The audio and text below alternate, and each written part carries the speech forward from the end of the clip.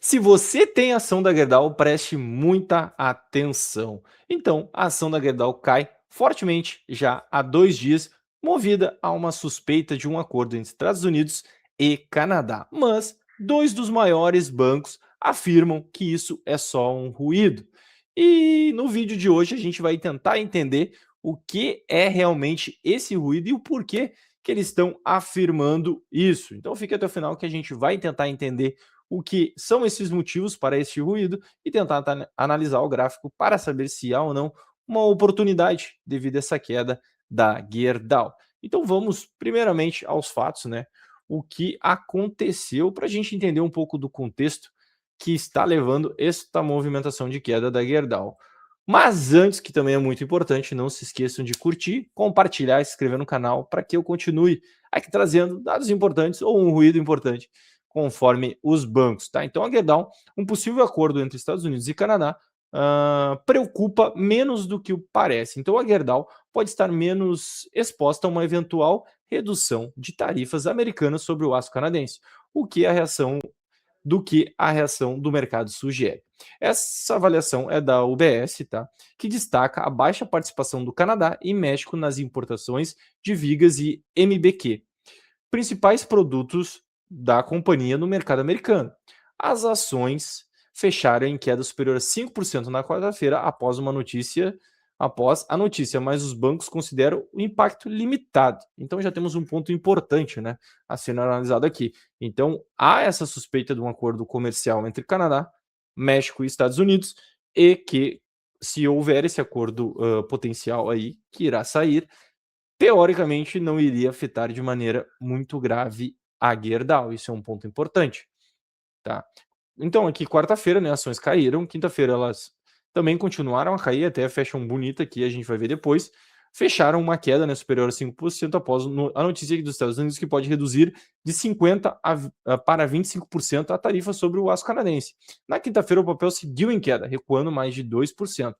Temor do mercado. Com as tarifas menores, mais aço importado entraria nos Estados Unidos, pressiona os preços e as margens da Gerdau. Se beneficia diretamente a proteção tarifária em suas fábricas americanas. No entanto, a UBS e Bradesco avaliam que a reação é exagerada, pois a exposição real da Gerdau ao aço canadense e mexicano é pequena nos seus principais produtos. Então, aqui um pouco dos dados. A exposição, tá, feita pela UBS, tá? Vigas, as exportações canadenses representam cerca de 0,5% da demanda dos Estados Unidos em 2026 e as mexicanas 1,2%. MBQ, que é fio, máquina e vergalhão, participações de 3,1% do Canadá e 1,1% do México. Conclusão: mesmo com tarifas menores, não há risco de inundação do mercado americano por um aço importado. Então, esse é o principal risco, né? Mas ainda a gente teria, por mais que a margem seja pequena, um risco, uma pressão no caixa da Gerdau, por mais que seja minúscula, tem essa pressão e é um fato, mas óbvio, o mercado sempre gosta de dar aquela exagerada, né, básica, para depois tentar comprar de novo. A reação do mercado, a queda de mais ou menos 15%, de 5% na quarta e mais 2% na quinta, queda acumulada 10% desde o pico recente. Então, o contexto das tarifas, né? Desde junho de 2025, os Estados Unidos aplicaram tarifa de 50% sobre aço e alumínio importados, elevando em 25%. Já era 25%, se aumentaram 25%. As tarifas canalizaram a demanda para os Estados Unidos e elevaram as margens da Gerdau na América do Norte. Por quê? Porque a Gerdau tem muitas fábricas, muitas produções, né, minas lá na América do Norte, então ela não foi tão afetada assim e por isso é benéfico as tarifas para ela. Então, só para deixar claro. Então, o resultado, né, do segundo TRI de 26, que saiu 4/8, o lucro líquido ajustado veio na casa de 1,46 bilhões de reais, uma alta de 69,7% na comparação anual, puxada pela América do Norte. O EBITDA ajustado veio na casa de 3,43 bilhões. O preço-alvo das researches, né, as casas de análise, a safra tem um preço-alvo no fim de 26 de 25,50 reais para Gerdau, segue com compra, BTG 28, compra potencial de 30% na do BTG, o CIT 29 reais, compra elevado para 27, tá? elevado de 27 para 29 reais, XP, Toque né, a mineração siderurgia para 23 e o BS compra o preço-alvo acima da cotação. Então, a performance do ano da Gerdau foi em 2026, foi mais ou menos 20,24, está 24,78, alta acumulado de 22% ao ano. O que o investidor pode esperar fazer com essas informações? Implicações práticas. A queda recente é mais um ruído do que a manutenção da tese, viu? A exposição da Gerdau ao aço canadense e mexicano é pequena, seus principais produtos. O principal risco real não é o Canadá, mas sim um acordo mais amplo. Olha, aí que é o perigo. Talvez, deixa eu até aumentar aqui porque ficou pequeno. Talvez isso possa ser, aí a gente vai para um cenário especulativo, talvez isso possa ser uma sinalização de um acordo mais amplo. E aí a preocupação no mercado. Um minuto de silêncio para reflexão. Deu, passou, porque no vídeo tem que ser rápido. Então pode ser isso, que beneficia também o México, cujas exportações de aço para os Estados Unidos são muito maiores e pressionam o principal mercado da Gerdau. Aí que está o risco. Cenário otimista.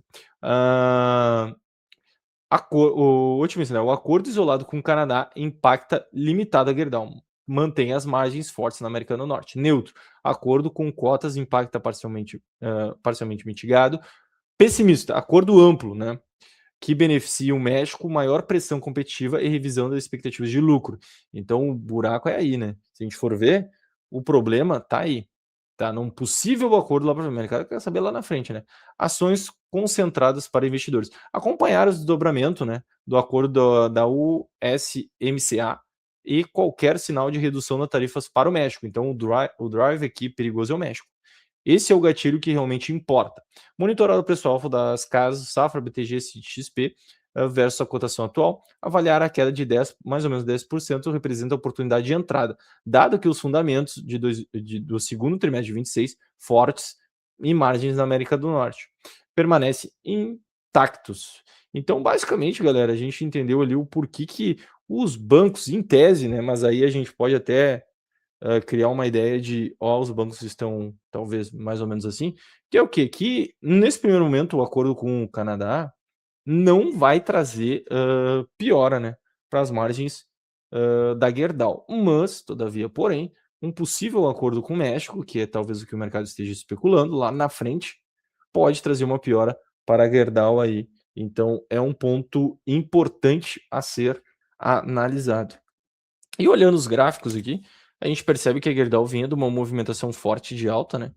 Então, bastante forte, significativa. Tá? Ela chegou a renovar praticamente a máxima histórica ainda esse ano. Né? Praticamente aqui no começo do mês de agosto, ela renova a máxima histórica, chega a bater a R$26. Após isso, faz um processo de correção, né? Rompendo essa região aqui de suporte até a antiga máxima histórica na casa dos 23,81, após fazer esse mergulho aí forte esta semana. A expectativa que se tem é que talvez até o final da semana, no caso até amanhã, sexta-feira, possa desenhar um fundo através dessa sombra aqui.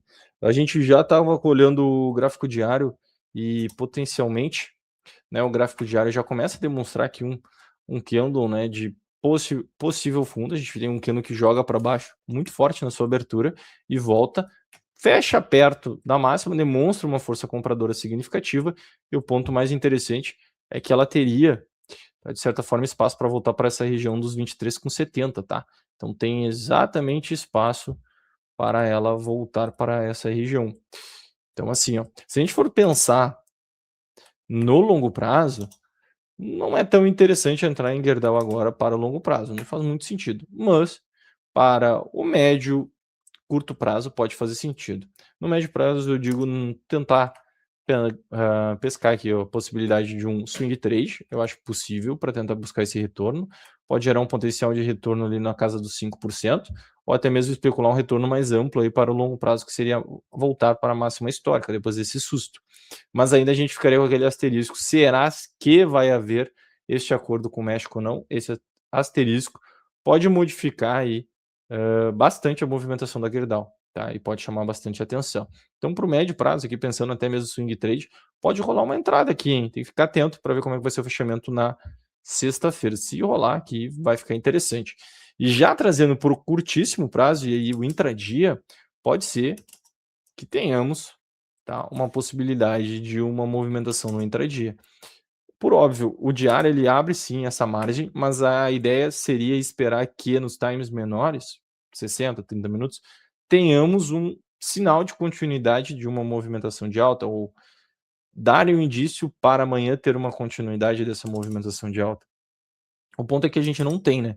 Isso é o ponto mais preocupante até o momento. Olha só, ela se comportou lateralmente praticamente o dia inteiro, né? Então a gente pode ver aqui, ó, que ela andou lateralmente o dia inteiro, ela abriu com uma forte queda, volta, começa a trabalhar. Ela tenta por algum momento aqui emendar, uma movimentação de alta não consegue, e fechou muito feio, né? Fechou com uma cara de tentar romper para baixo forte, principalmente perdendo a sua mínima, tá? Então, olhando o cenário de 60 minutos, a gente pode ter operações tanto para um lado, tanto para o outro. Isso vai muito depender dessa abertura de amanhã, tá? Porque se perde a mínima, a gente tá falando numa queda forte aí, retomando o movimento de baixa. Você tenta romper para cima, por mais que a formação aqui não é ideal, a gente pode pegar aqui, não tem fechamentos de bandas pior, nem isso. Deixa eu ver, no 15 aqui a gente tá tendo, ó, começo do fechamento de bandas de Bollinger aqui, ó, tô começando a fecharam, estreitaram e aí já estão partindo para uma tentativa de abertura. No caso, essa tentativa de abertura é para baixo. Então, se a gente for ver dentro da esfera do day trade, rompendo a região dos 22 para baixo, a gente pode esperar que ela busque pelo menos a mínima do dia, no caso de hoje, né? E é interessante.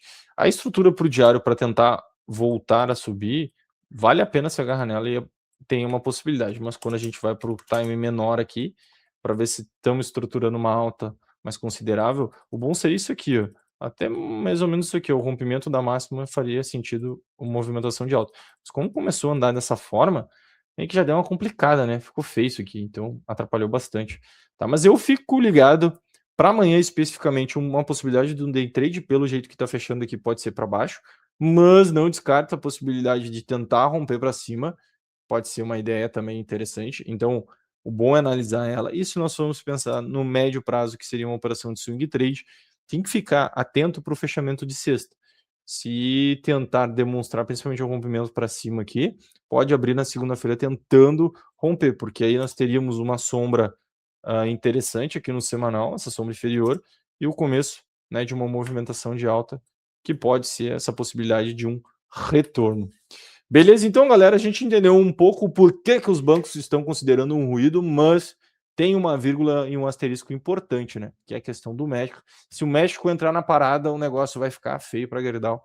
Então, pelo visto, a expectativa da Gerdau é que o México não entre nessa parada, tá? E a gente viu um pouquinho dos gráficos, se há ou não uma oportunidade depois dessa queda de 10% aí da Gerdau nos últimos 2 dias. Beleza? Antes de eu terminar o vídeo, não se esqueçam de se inscrever no canal aqui, curtir o vídeo e compartilhar, para que eu continue trazendo informações importantes, ruídos importantes ou um asterisco importante do mercado financeiro para vocês. Um grande abraço a todos, vejo vocês no próximo vídeo e fui!